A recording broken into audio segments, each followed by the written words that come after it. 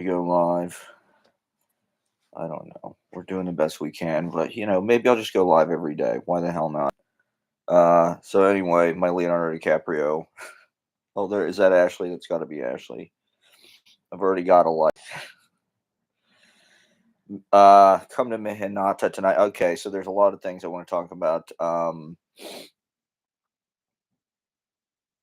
I do think there's like a Taylor Swift conspiracy out there. It's kind of crazy. Like, I don't think that it's I think that Person of the Year is totally warranted. I think Taylor Swift is the Person of the Year, but I also think it's like, oh God, it is like some kind of crazy army and like, oh God, this is what I'm going to start off with. I'm going to try to provoke. It, I don't know. The New York media loves Taylor Swift. Let's just say that. And God, okay, so I do want to talk about the this is something I've been meaning to talk about, the new Beatles song Now and Then, and the new Rolling Stones record, which I tried to listen to on Spotify and it was terrible. I gotta say, it was just terrible. I did like the song. I like that Angry. I thought that song was pretty good. But the album, Jesus, I don't know. I'm not sure. I listened to about four songs and I'm not sure. But the new Beatles song, okay, they did it with AI and shit, right? I would say it's just muddy. My big takeaway, maybe I should do a reaction video. My big takeaway is it's just muddy. The production is very muddy. I kind of like. I love that it exists. It's just Paul McCartney kind of going berserk, and why not? I mean, it's an interesting to me, it reminds me it kind of bookends their career because it reminds me more of their kind of early demos and shit. It reminds me of like the Quarrymen recording and all the shit on Beatles Anthology 1, which honestly is one of the best Beatles CDs. The first CD of the first anthology is incredible because it's all their early stuff. It's demos from like 1957, them doing Buddy Holly songs. They do this song In Spite of All the Danger. And so it's super lo-fi and it's just them with acoustic guitars, but they're good. They're singing harmonies and shit even then. That's why they were able to put it out on a CD. And My Bonnie Lies Over the Ocean, all that shit. Three Cool Cats, Chica Vera B, Besame Mucho. To me, that's the best beat. Like Dreamers Do, Hello Little Girl. To me, those are the best Beatles. The best Beatles album is the Hamburg, the Live in Hamburg. And then, after anything after Hard Day's Night, the sound changes a lot. Beatles for Sale is cleaner for some reason, and the earlier albums are kind of they're still rock and roll albums, like the '50s albums. They're all distorted and shit. They've got great low end. It's just unbelievable.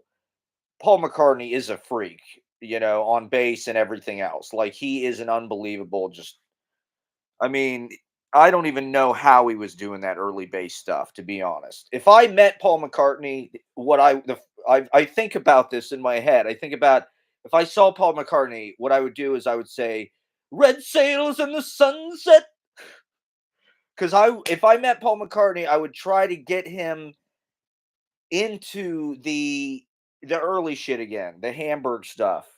I want to jam on Red Sails on the Sunset with McCartney and the Hamburg. There's a lot of songs that song as the June light turns to moonlight. I'll be on my way from the other great Beatles album is Live at the BBC, which is basically their repertoire when they were a live band in the early '60s.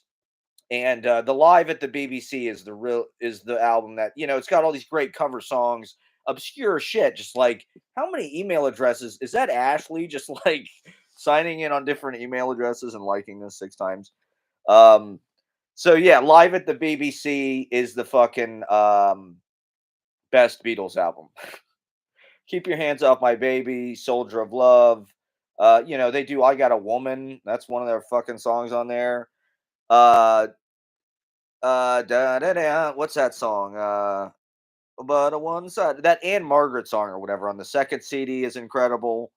Uh, just all the early shit is where they really were the best. And so anyway, the Now and Then song kind of reminded me of that In Spite of All the Danger song. It's muddy. I don't know. It's like it sounds like it's almost like Paul McCartney has a little bit of swag rock.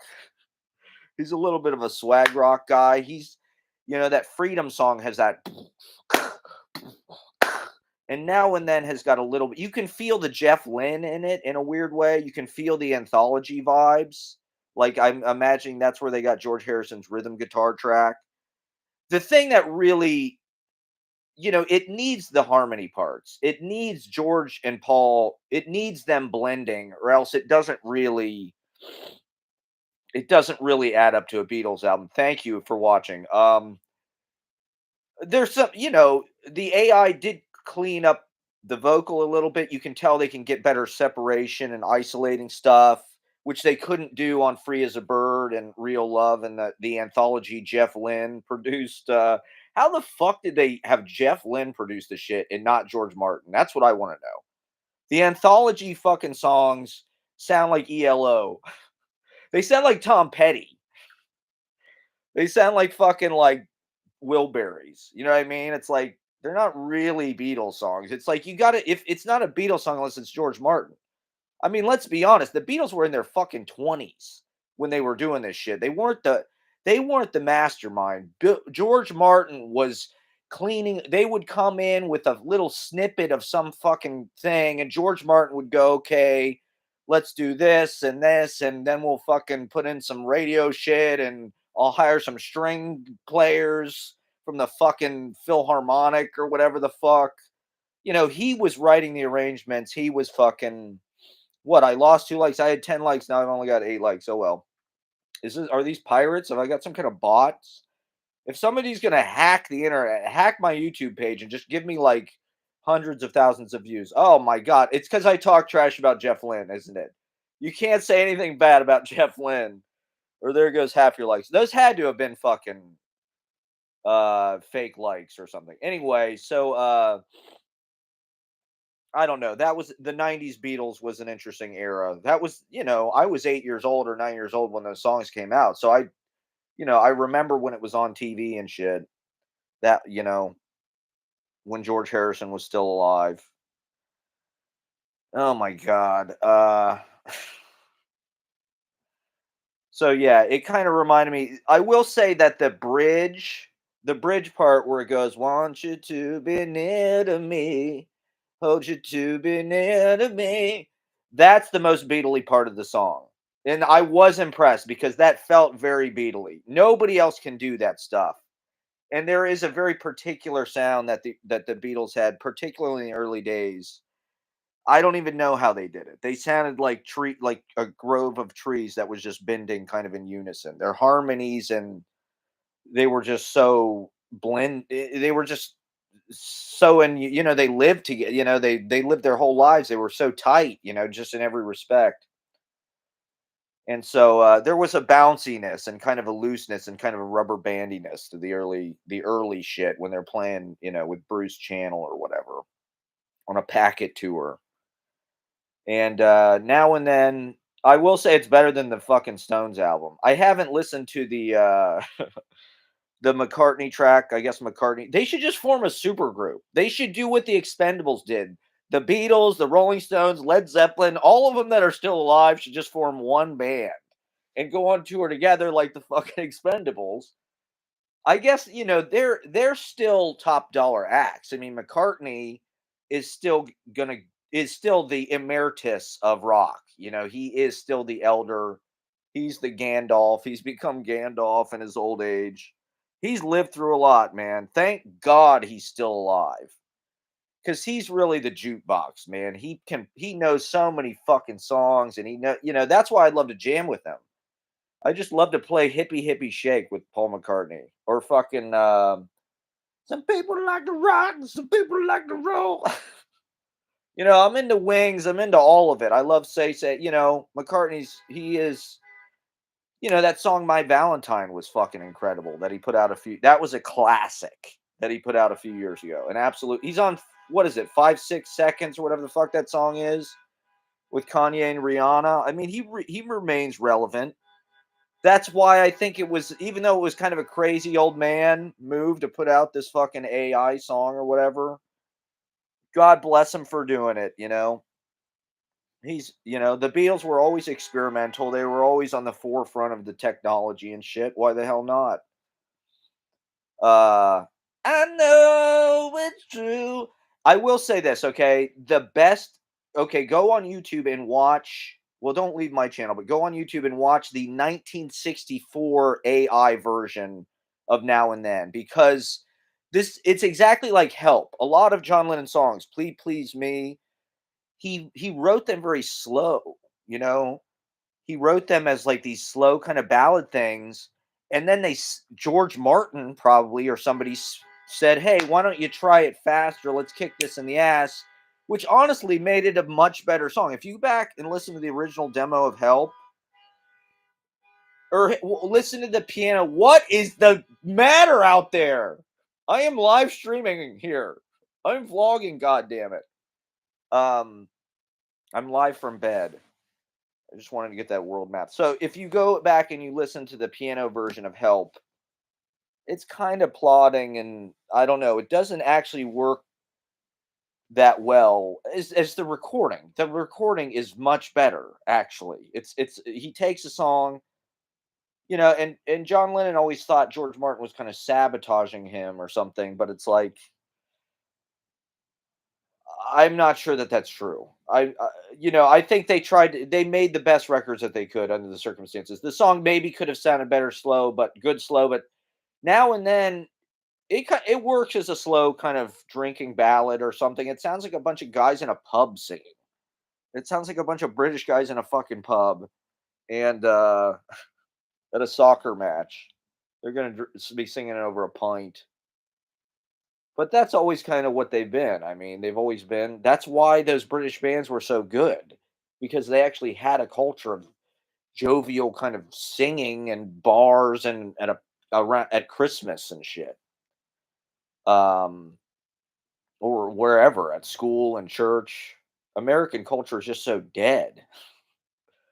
There's no bounce. Well, I don't know. You got to go to the real impoverished parts to find the bounce. But that's what Liverpool is, I guess. Apparently it was a tough place. So anyway, the 1964 AI version of Now and Then, where they speed it up, it's incredible. It really is a bop. It's absolute bop.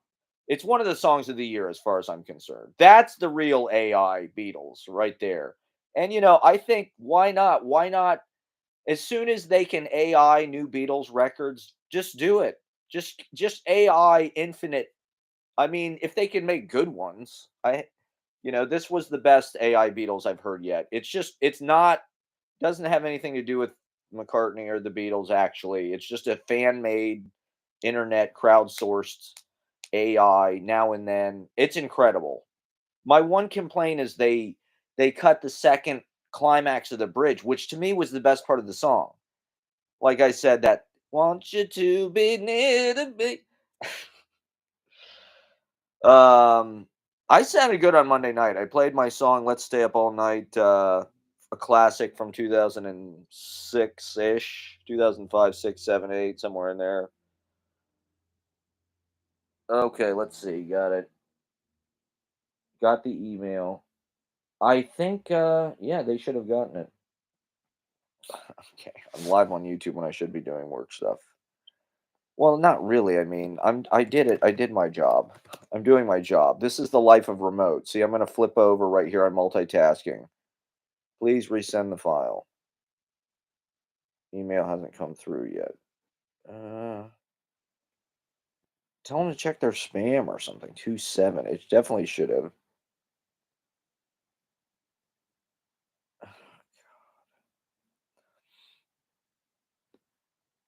There's no reason why they shouldn't have gotten it. If he got it, they should have gotten it.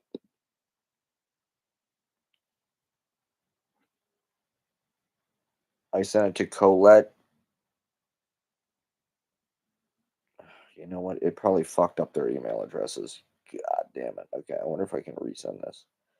You know what? Let me download it here and I'll just resend it from here.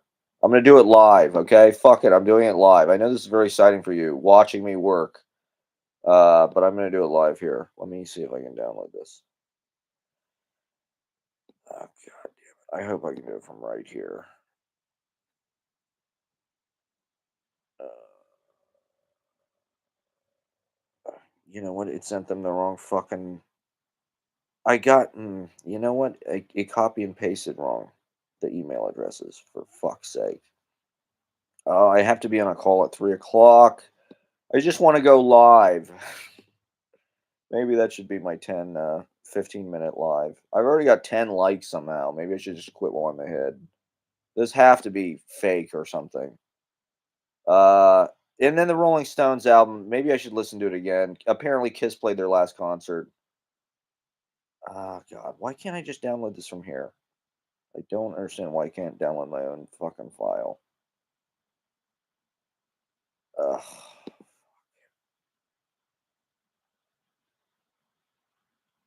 God damn it.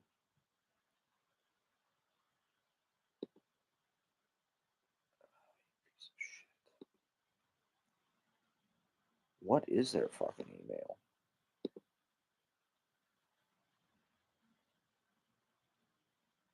I mean, I did send it to their fucking. This is the address I sent it to.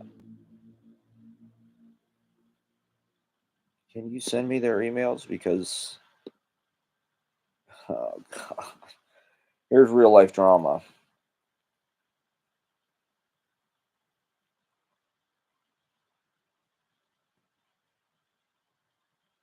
Uh,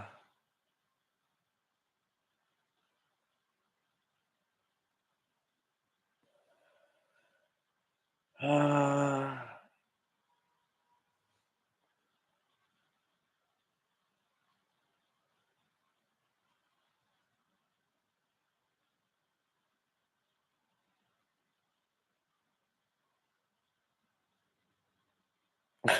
this is unprofessional. Maybe I should. I use this service called Bigly, big.ly. It's the only way I know how to send video files that are bigger than 5 gigabytes. Other than Dropbox, which I think you have to have a subscription. Everything now, of course, is like subscription based. Uh,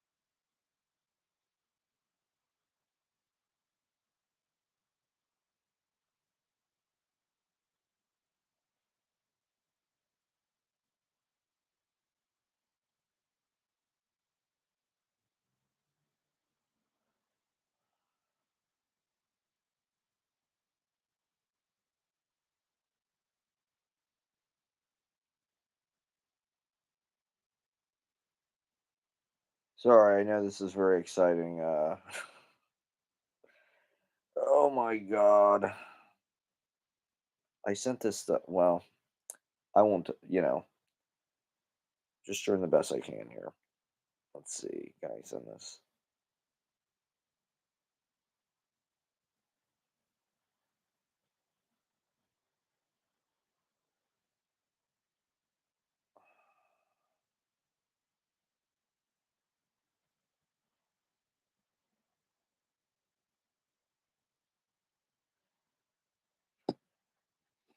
Oh my God.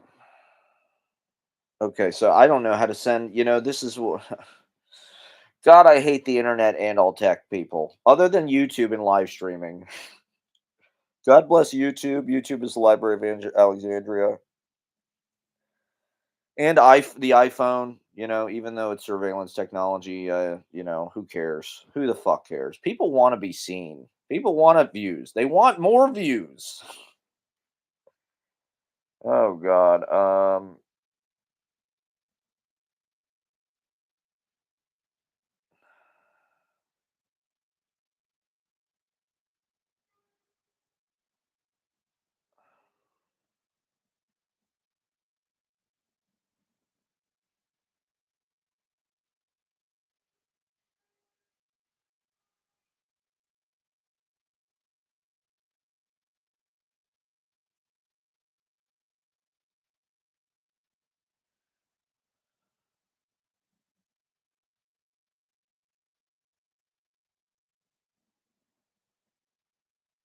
Ugh, God.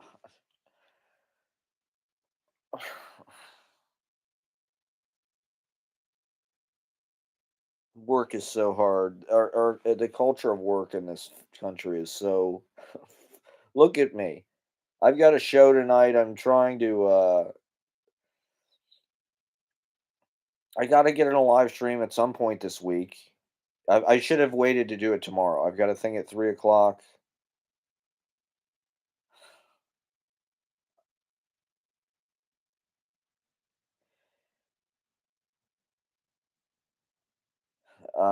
Fuck. There's no reason why this should not have gone through to them. So anyway, what the fuck? What else do I want to talk about? Let me just do. Oh my god. Yeah. Fucking. I can do about one work thing a day. Now I got to do a Zoom thing at 3 o'clock. It's like Jesus Christ. Ay ay ay.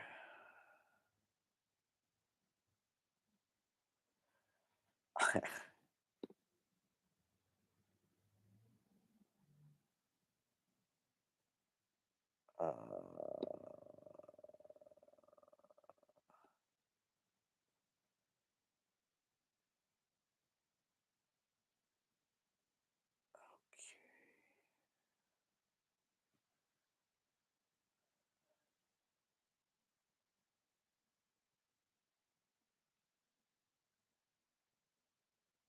I mean, god damn mother.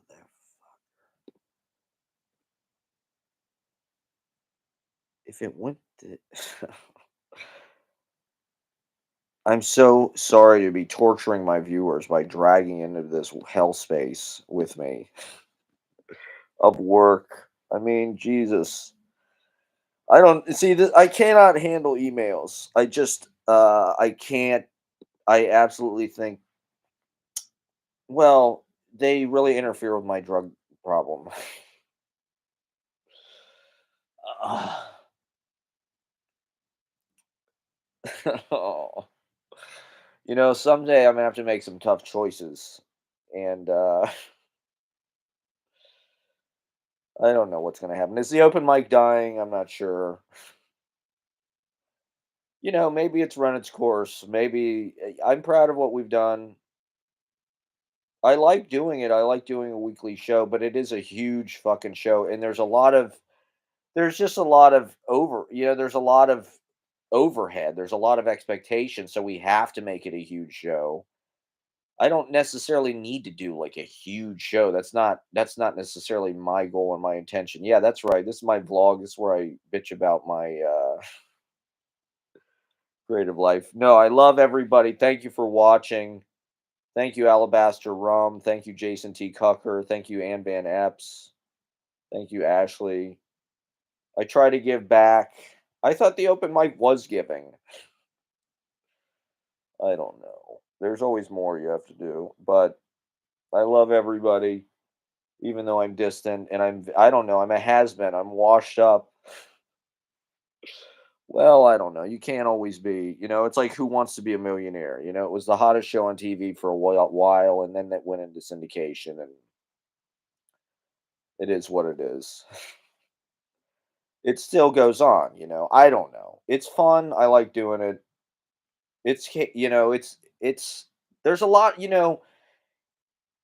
there's a lot of compensations that are not necessarily, there's a lot of visibility with it, uh, which is nice, you know, in this day and age. Okay, I was talking to my friend who works in the publishing industry. He was saying they won't even look at your fucking manuscript unless you have the Atlantic, the New Yorker, the New York Times, unless you have multiple credentials and bylines in these publications specifically. They're not going to publish your book because they need to put that on the back of the book, a pin and finalist or whatever. This New York Times best-selling author, or, New Yorker or whatever, top 10 book of the year. Bullshit. But in order to get into those publications, you have to be fucking Ivy League. They don't even look at you unless you're Columbia, Harvard, Yale material. Me, I'm a product of the Ohio State University, which has more alumni than any other university on planet Earth, and just lost to Michigan in disgrace. Oh, I gotta send this fucking. They should have gotten this fucking thing. You know, I've got to do this other work thing at 3 o'clock. I wish I could do it from right here. I wish I could just download this shit. Bam! I should be able to. Bow! Oh God. Why can't I download it from right here, Bigly? Bigly.com, big.ly. What is it? Big Toodles, big in English. It's a very unprofessional. Bigly is it's a very unprofessional interface. First of all, it's called Bigly. Toodles, big and Iggly. I mean, it's the only I can use send transfer, but send transfer is really glitchy and doesn't really work. It'll just like at the very, you'll be 9 megabytes of 10 megabytes, gigabytes, I'm sorry, and it'll be like canceled, download canceled for some reason. We're sabotaging your work life. We're costing you money. Ah! I just want to do the right thing. Okay, so fuck. I got to be on this work call at 3 o'clock. Work, work, work, work, work. To see the hustle and bustle of New York City, okay? Being the New York City poetry videographer is not easy. I'm doing the best that I can. I mean, I sent this shit right out. I sent it out first thing as soon as he asked me. I just want to do my stream for a couple minutes. Um, I ordered new glasses. They're really backup glasses. It's amazing how cheap you can get glasses off the internet for. If you have your prescription, you can get these glasses were $15. That's including the shipping and handling, the lenses, the frames, the case, and a wiping cloth. That's unbelievable, if you ask me. $15 for glasses? When I was a kid, you had to go to Lens Crafters or whatever. It was like 80 bucks or, at least at Lens Crafters. Now I'm on painglasses.com. I got these for $15. And I don't know. I don't know if they really complement my face. I worry that they diminish the impact of my eyes and my gaze. I need to get this is all I have apparently, so I can't, I feel like I look like Millhouse in these glasses, and they kind of they make me look nerdier and uglier than I uh I can't afford that. I need to look as, you know, it's all I have as a man of well, we won't go into that. Anyway, so yeah, I ordered new glasses. I ordered them off the internet. I use the exact same prescription I have in this, so I'm assuming they're gonna work for me. But who knows if they're gonna look good or not? They were $20. I just need backup glasses. The thing is, if God forbid anything were to happen to these, I would literally just have to tape them up until I could order new. So I want to have backups. That's why I ordered it, and it's like $20. It's like kind of fun. I'd like to maybe try a few different styles. Maybe I'll order some sunglasses. I mean, 20 bucks for a pair of glasses is not too bad. I'd like to get contact lenses or even LASIK surgery if I ever get any money. I would do LASIK maybe. I would just rather not fuck with glasses. I would like to just raw dog the world with my eyeballs. I'm kind of over having glasses to be honest. But 20 bucks, that ain't bad. That ain't, in the age of greedflation, I saw this article today on the Guardian. God bless the Guardian. Um, most of the price increases were caused by companies' profit margins. They just wanted to amplify their profit margins a lot, and they did. So all of this inflation, all of this extra money we're paying for everything, is just them ripping us off and lining their own pockets. It's just them vacuuming up. Contrary to trickle down economics, it actually works the other way. The big fish eat the little fish. The big planets have more gravity. It's suction up economics. It's fucking vacuum economics. It's fucking god damn it. There is no trickling down. It never fucking trickles down. Contrary to quite the contrary. It evaporates. It's evaporation economics. They just somehow all the money evaporates out of your fucking coffers like so much rainwater, like so much collection water. So anyway, we're all getting fucked. I'm the millennial Andy Rooney. Although I'm so Andy Rooney, I feel Gen X. That's how geriatric of a millennial I am. I'm so geriatric of a millennial, I'm Gen X. See, I can't stop live streaming. I was doing so good. I got 10 likes on my now and then commentary. And then the capitalism had to come, and it could feel too much light power going through the internet. It had to sabotage me. No, it's okay. I love my job. I want to do good at it. I want a good relationship with these people. That's why first thing I jumped out of bed and went and sent this file. Now I got to resend it. What are their email addresses? Let me just send this text real fast. Daddy's got to work, okay? Daddy has an important work call, okay? All my fans on the internet.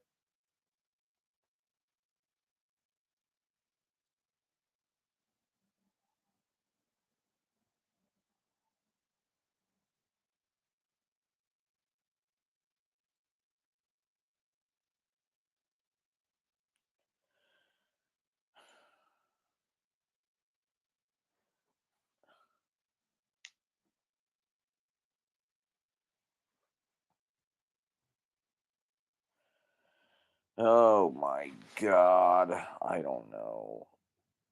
I did send it through, I did the best that I damn could. It didn't let me know.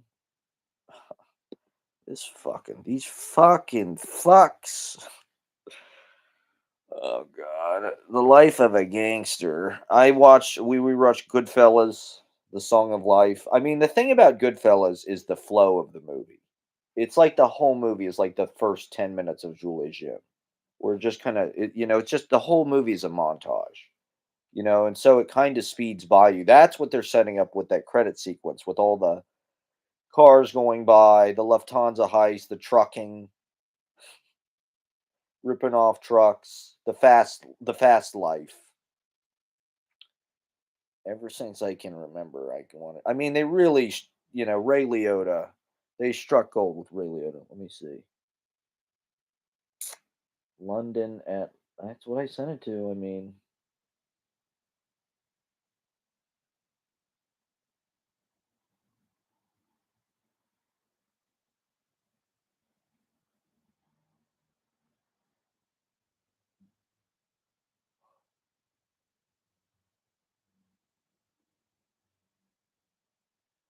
see, they just don't give you any credit. It's like if anything goes wrong, people start to go, "Whoa, what's the deal? What's the deal?" Why are we not getting this? Why did we not come through? It's not on my end. I sent it through. They should have gotten it. They should check their spam file.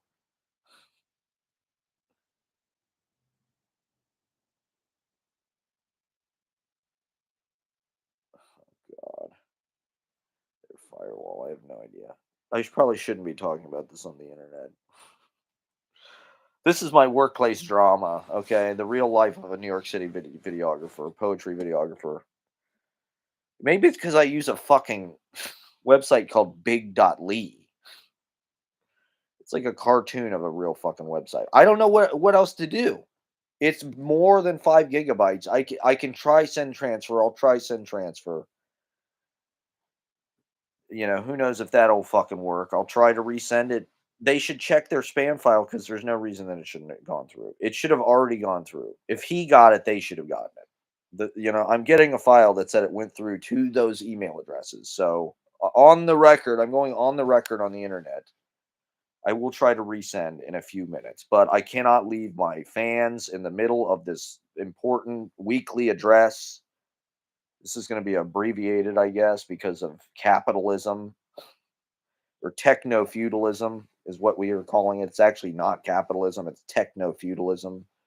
We're all just in the service class to the ultra rich, the elites, you know, the Hiltons, the debutantes, the royalty, the financiers, the consultants. Okay, so I was at this comedy show the other night, and all of the comedians did crowd work. It was horrifying because I guess this is what they're supposed to be doing.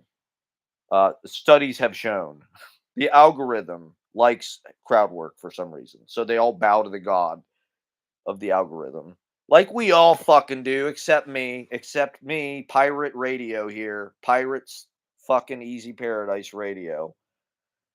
Everybody should be. So anyway, I go to this open mic and they're doing crowd work and it's the most boring shit. It's like bad date conversation. And so they're like they ask them all the same thing. Hey, what do you do? They ask them all the same fucking question. What do you do? I'm an analyst. I'm a consultant. I work for Ernst and Young. I just got laid off at Ernst and Young. I work at Lehman. Everybody in the fucking crowd was either a consultant or an analyst. I don't even know what these jobs are. What the fuck do they do? I would love to be a consultant. I consider myself a consultant in most ways. I am a consultant. Apparently, for $400 an hour, I will consult with you. I think I've shown. I've got 256 YouTube subscribers. That doesn't just happen. Okay. That's blood, sweat, and tears. That's 10 years of bowing to the god of the algorithm.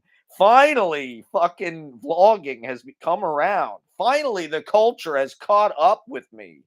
I've been vlogging for fucking a decade, okay? And now the culture accepts it as legitimate form because of now the writer's strike is over, so now the little guy is fucked, okay? Now Jason Sudeikis can go back to work making millions of dollars on fucking Apple TV. Well, the little man gets fucked again, okay? The writer's strike is over. Maybe that's why the open mic was hot because there was a writer's strike. I don't know. People were out of work. Now they're all back. They're all being PAs. See, I've never been a PA, okay? I'm not a PA. I never had that glamorous life. I've always had these fucking catch as catch can jobs where you're used and abused by the ultra elite.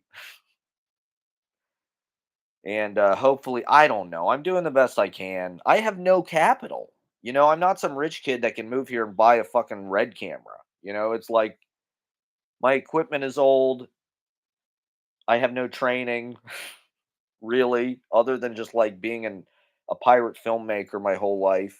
If you can use fucking iMovie, you can use Final Cut Pro of X. And if you can use Final Cut Pro X, you can be a professional videographer.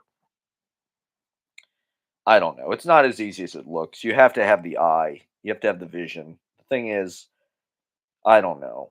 Visual literacy, once again, kids, it's all about visual literacy, training the future. about visual fucking literacy and the possibilities of vlogging and live streaming and event videography, documentation. That's really what I do. I'm an event videographer. I mean, I don't know. I guess I could lie. I want to make a film type film, but I don't have the stability. I don't have financial footing. I don't have a foundation or anything. I mean, look at me for Christ's sakes. What am I gonna do with my what's next? I need an HBO deal. I need a fucking check. I need a fucking direct deposit. I need a Zelle payment.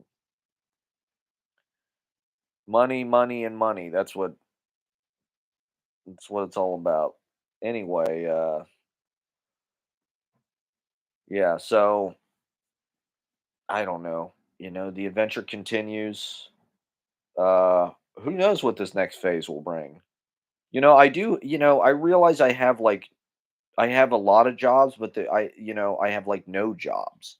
Like I have like 5 jobs, but they don't really add up. Maybe I make $200 a week if I'm lucky or something. Well, maybe a little more than that. 250 average over time, which is not nothing, but in this economy, you can't afford anything. You can't it's outrageous what's happened. I saw this map on TikTok, okay? It was is it cheaper to rent or buy? And it's a map. If it's blue, it's cheaper to buy. If it's red, it's cheaper to rent.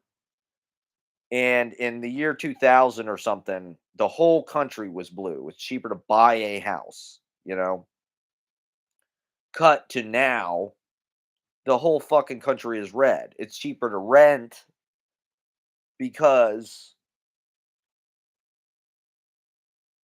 I don't know, everything's just fucking expensive. It's like the pandemic made houses God, we all know what the fuck happened. For some reason they're not building anymore. And now there's this fucking congestion pricing thing.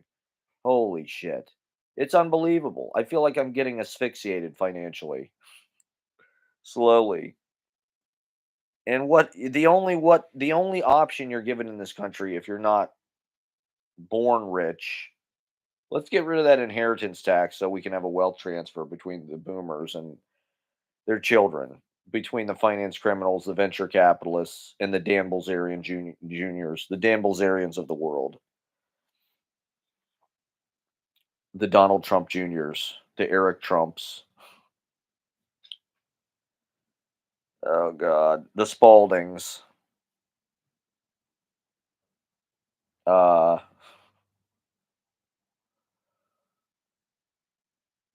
anyway, I won't inherit anything. I won't inherit a goddamn thing.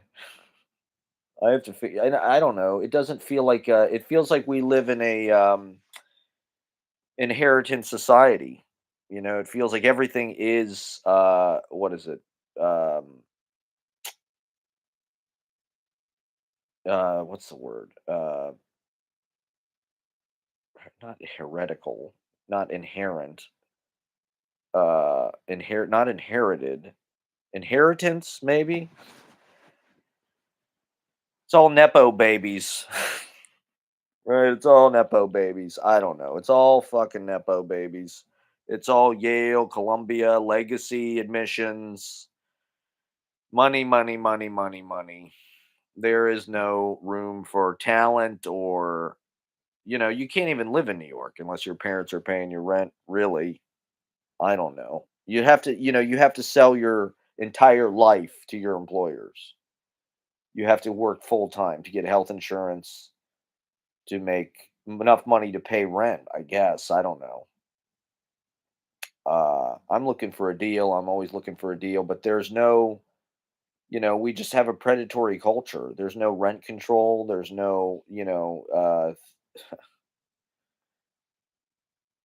there's no way to live cheaply anymore, really. That's the bohemian way out of things. And I don't even know where you can get a cheap because these private companies have bought up all the fucking property, and raised the rent to whatever the algorithm says that they can charge. Quantum computing is on its way, uh, which apparently is gonna, be a tremendous leap forward and just like our ability to solve problems and medical problems, blah blah blah. But I don't know. These algorithms are not helping. Obviously, they're making everybody poisoned. We've all got algorithm poisoning. We're all. It's like being on some kind of weird. It's like being an Amazon delivery driver of like, the soul, where it's just like you have to do the next. It's timing you. You have to do. You're on some treadmill that you can't get off. Where it's like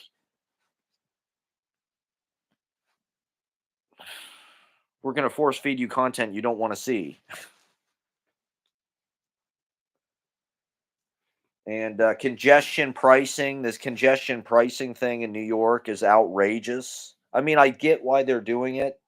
They're doing it because they want to reduce the vehicular traffic. I'm sure the algorithm told this was the best way to do it. Studies have shown, but to me, it's really just a poor tax. I mean, I'm in downtown Manhattan most of my life if I can help it. And, I'm in a car downtown relatively regularly. To me, the traffic is really not that bad. Like, I don't know. I remember seeing episodes of Drew Carey show and shit where they're in New York growing up and they were in traffic for like 8 hours or something. I've never seen that in New York City in my time being here.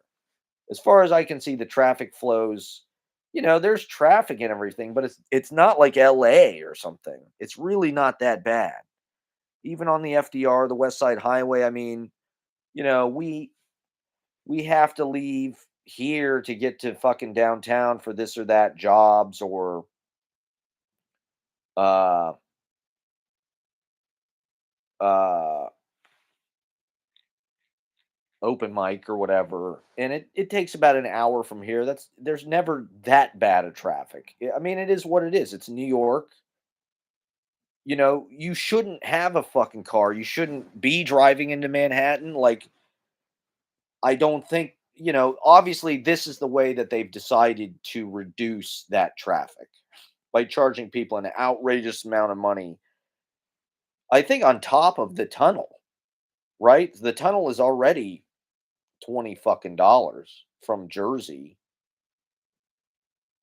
Now they're going to charge you $15 on top of that. That's insane. I mean, people should be taking the trains. This is a big reason why I live in New York is because the fucking rail infrastructure is actually like usable and it's kind of inverse the rest of this country. I see TikTok videos about it constantly.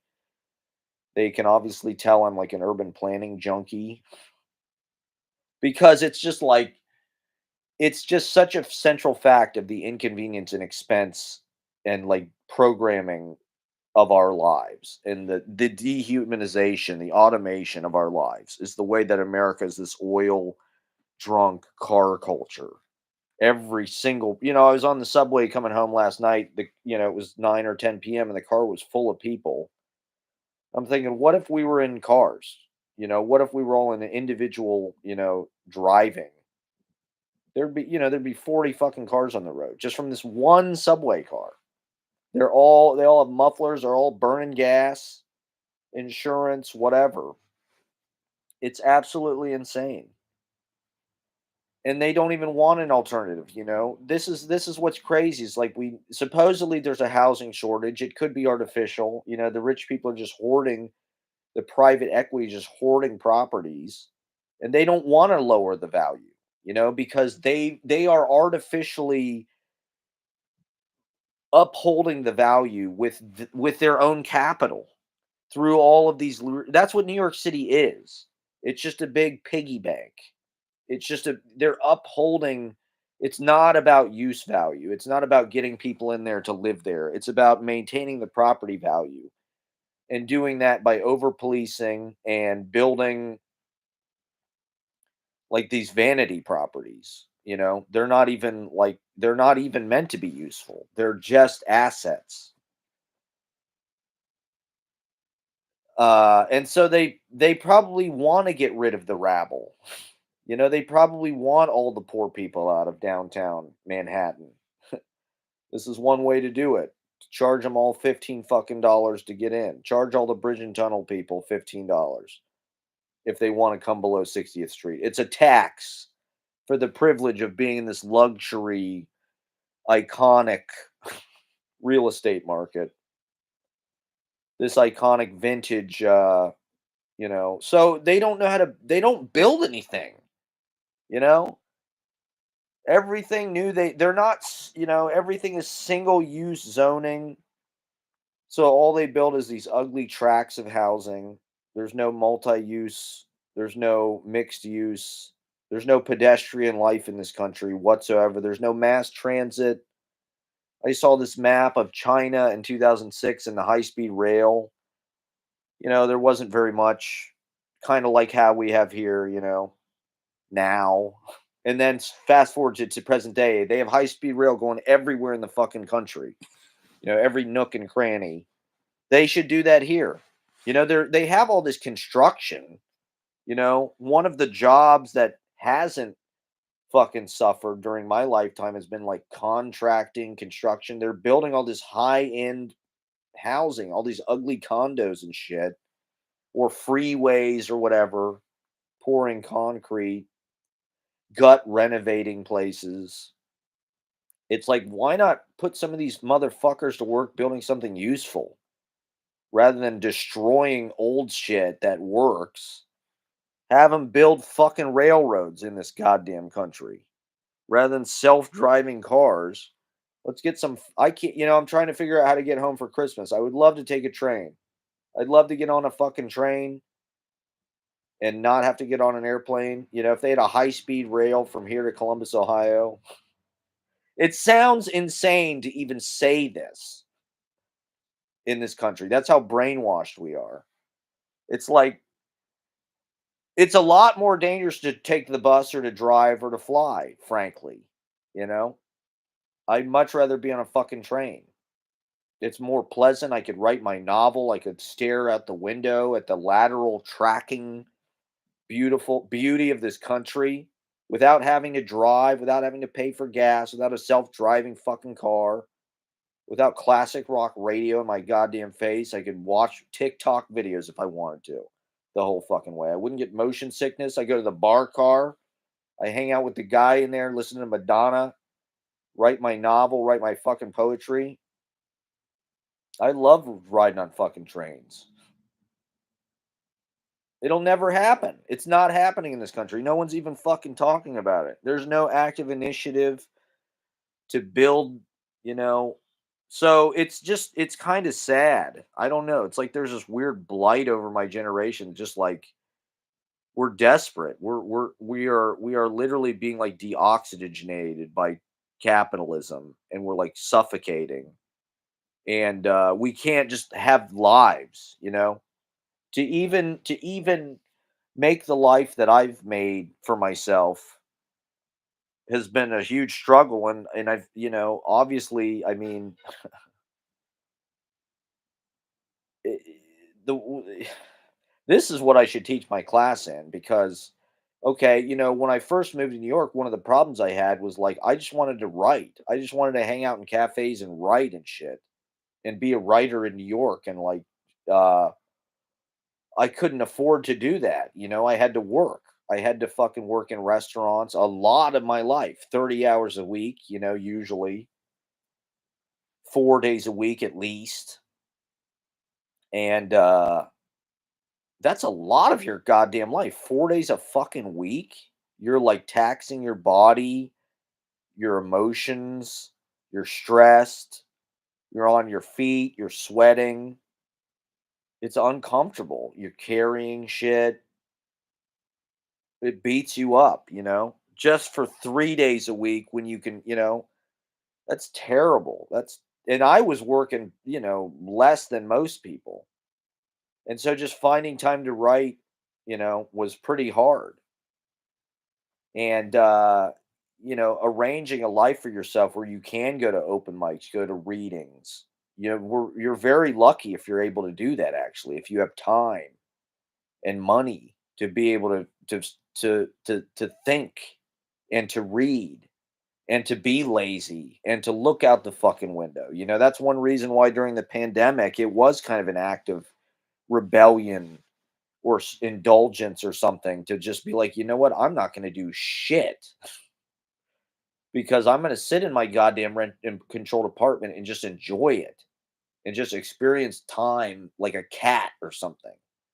I'm just going to lay here in this panel of sunlight, absorbing, time in its like most saturating duration, and fuck productivity and all the dogma of work in this country.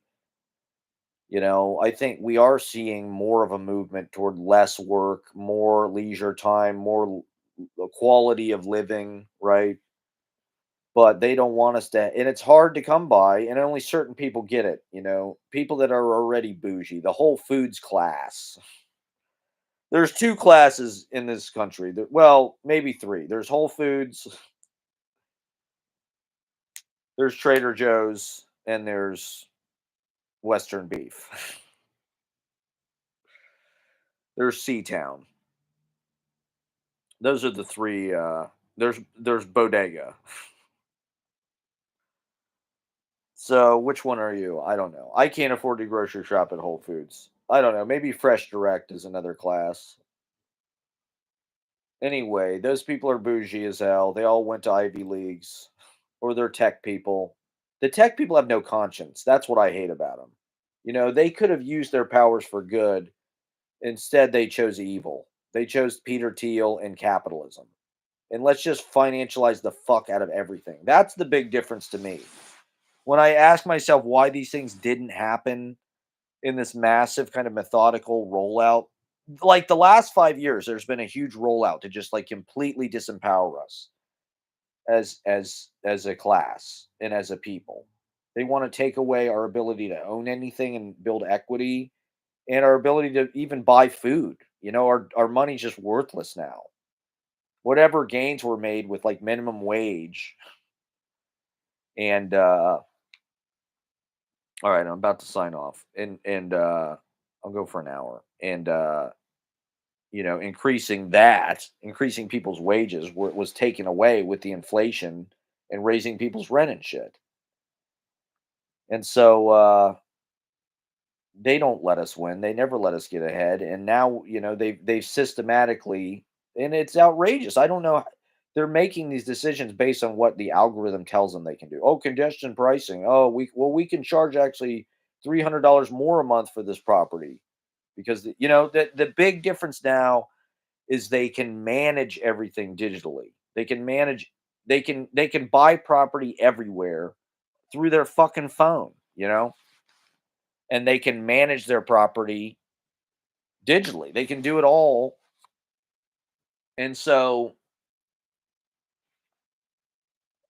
it's a way for them to consolidate their power even fucking more. Now there's, less and less people own more and more. And the stockholder and the shareholder class, they've arranged our society. I heard somebody say the other day, anytime you hear in the news them say the economy is doing well, that means the market is doing well. That means the shareholders are doing well. That doesn't mean us. That means them. That means they're making more money. We're not making shit. We don't get any more. You know what I mean? It doesn't really trickle down to us. For some reason, these people have decided to just like hoard their wealth, and too much ain't enough.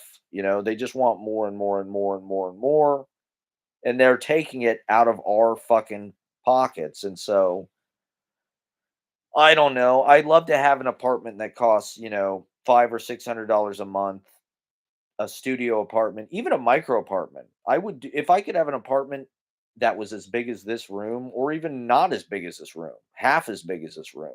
I would pay $600 a month for that with a shared bathroom or something, you know? Like we don't even have that option. It's like $1,100 a month for some crappy tiny little room in fucking uh, uh, you know, uh, uh, Broadway Junction or something. It's like Manhattan is like a museum piece. It's a luxury item and it's not even. It's like a Fabergé egg. It's just a collector's. You know, People want a little piece of it, but they don't actually live there. It's just another thing for. It's just another thing for another trophy for rich people. Just like us. We're the human fucking rent an entire human being for $7.25 an hour. It's unbelievable. They want to design an economy. It's a new aristocracy of shareholders, and they want to design an economy where we are their slaves, basically. We have to buddy up to them and do whatever they say and beg them. Money is how they control us. They can get us to do anything if they'll pay us. Think about what people will do for $100. People will do a lot of shit for $100. You know, like I'll leave that to your imagination, but like $100 is not even that much money, and yet it's a kind of control. Money is a fucking control device. There are things that I could never get somebody to do if I asked them for $100. They wouldn't do it. But if I said, I'll give you $100, it's amazing the shit you could get people to do. It's like, that's voodoo. You know, we're in this system of transaction. And now, the people that are designing our lives, that's how they understand everything and how they understand emotions. And so we're forced into this transactional financialized. Every goddamn thing is financialized through the goddamn internet, you know, and now you have to pay to go downtown. So welcome, the techno feudalism, cyber dystopia. But I can live stream and get 10 likes in the communism of fame, or 9. Well, anyway, thank you for watching. I have work shit I have to do. I have to go to this Zoom thing. Come to Mehenata tonight. We're on at 8 p.m. It's going to be a hot show. Everybody, thank you for watching. Have a great day. We're just checking in here.